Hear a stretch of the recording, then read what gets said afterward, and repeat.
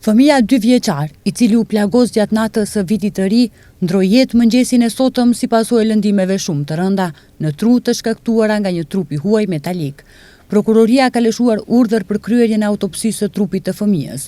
Ministria e Punëve të Brendshme sot ka bërë të ditur detaje për rastin.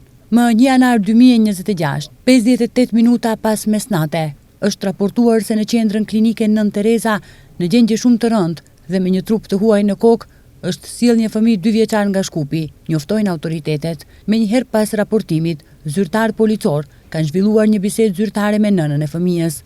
Nëna GD, 21 vjeçar, ka deklaruar se më 31 dhjetor 2025 para mesnatës kishte dalë me fëmijën para oborit të shtëpisë në lagjen Gazibab të Shkupit. Duke parë fishek zjarre, ka dëgjuar një zhurmë, pas së cilës ka vërejtur gjak nga koka e fëmijës, thuhet në raportin policor për rastin. Në stacionin policor është zhvilluar bisedë zyrtare me baban e fëmijës, MA, 26 vjeçar. Sot në mëngjes, në orën 1:58 minuta, siç informojnë nga policia, fëmia ka ndruar jetë dhe mjeku ka konstatuar vdekjen. Nga Ministria e Shëndetësisë njoftojnë se për shkak të dëmtimit të rënd, mjekët nuk kanë pasur mundësi për ndërhyrje kirurgjike.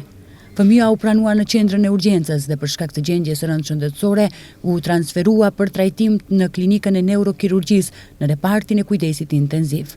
Ai u intubua, u vendos në ventilim mekanik, ju administrua terapi antibiotike dhe antiedematoze, si dhe ishte në monitorim të vazhdueshëm 24 orësh.